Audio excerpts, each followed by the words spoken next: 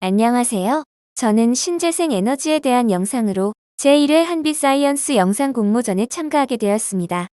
산업혁명 이후 급증한 화석 연료 사용은 극심한 지구온난화와 기후위기를 유발하였습니다.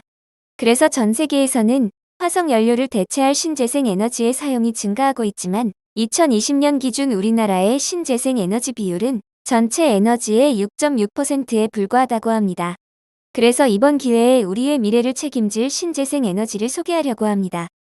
신재생 에너지는 신에너지와 재생에너지를 합친 말로 연료 전지, 석탄 액화, 가스화, 수소 에너지, 태양광, 태양열, 바이오매스, 풍력, 수력, 해양 폐기물, 지열 등 다양한 종류가 있습니다. 먼저 신에너지인 연료 전지입니다. 연료 전지는 수소와 산소로 물을 합성할 때 발생하는 화학 에너지를 전기 에너지로 변환시키는 발전 장치입니다.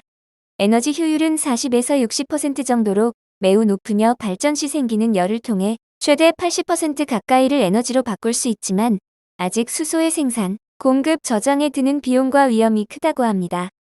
다음은 석탄 액화, 가스화입니다. 석탄 액화는 석탄에 산소와 증기를 넣고 고온, 고압 상태에서 합성 가스를 얻은 후 이를 액화시키는 기술이고, 석탄 가스화는 고온, 고압 상태에서 석탄의 산소와 수소를 반응시켜 합성 가스를 얻는 기술입니다.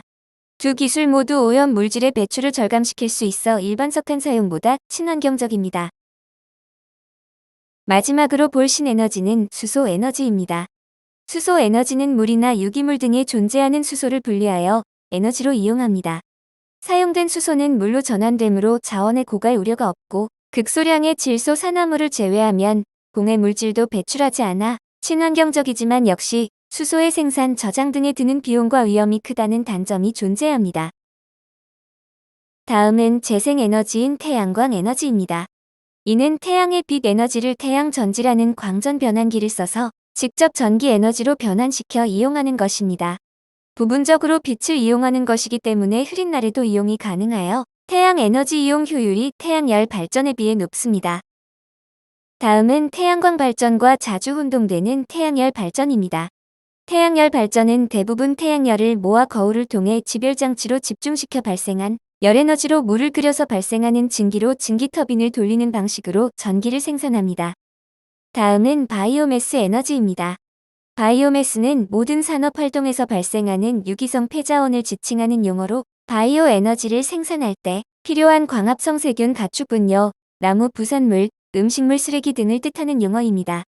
이를 바이오 에너지로 전환하는 과정에는 탄소 배출이 거의 없어 친환경적이며 이런 바이오 에너지에는 바이오 디젤, 바이오 가스, 바이오 에탄올 등이 있습니다. 풍력 발전은 바람의 힘을 이용해서 발전기를 돌려 전기 에너지를 생산하는 발전으로 1990년대부터 급속히 발전하여 전 세계에 빠른 속도로 보급되고 있습니다. 소형 발전기는 건물 지붕 등에, 대형 발전기는 바람이 강한 평야와 고릉, 바다에 세워집니다. 수력 발전은 물의 위치 에너지를 전기 에너지로 바꾸는 발전으로 댐식, 수로식, 댐, 수로식 등의 방식이 있습니다. 댐식은 유효한 낙차를 얻기 위해서 둑을 쌓고 물을 저장하는 반면 수로식은 유효한 낙차를 얻을 수 있도록 물을 끌어온 후에 떨어뜨립니다. 댐 수로식은 이 둘을 결합한 방법입니다. 다음은 조력 에너지입니다.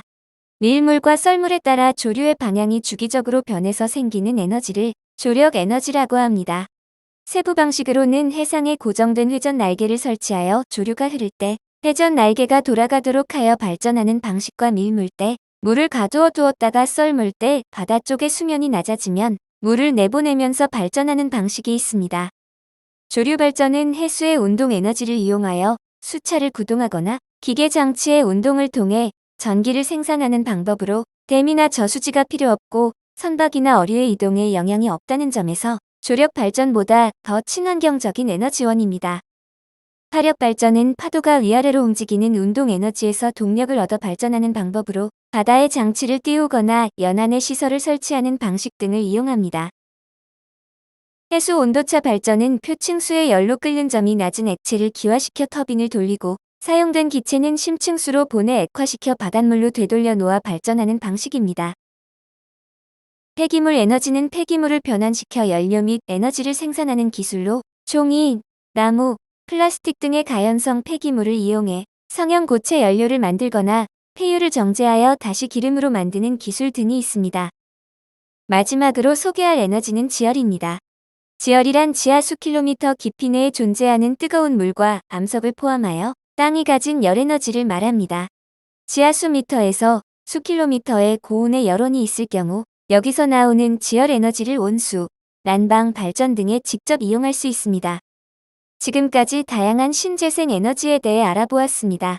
마지막으로 신재생 에너지의 사용을 증가시키려는 전 세계의 노력인 RE100에 대해 알아보겠습니다. RE100은 기업이 소비하는 전력의 100%를 친환경 발전을 통해 생산된 재생에너지로 조달하겠다는 민간 차원의 캠페인으로 기후그룹과 탄소 정보 공개 프로젝트의 제안으로 2014년 9월 개최된 국제연합 기후정상회의에서 도입되었습니다. 2022년 5월 초 기준으로 전 세계 367개 기업이 참여 중이며 우리나라에서도 19개 업체가 참여하고 있습니다. 이처럼 세계적인 기업들이 환경 보호를 위해 화석 연료를 대체할 신재생 에너지 사용을 늘리는 것을 본받아 전 세계에서 신재생 에너지 사용이 증가하여 신재생 에너지가 화석 연료를 완전히 대체할 수 있는 날이 빨리 찾아오기를 기다리며 이만 영상을 마치겠습니다. 감사합니다.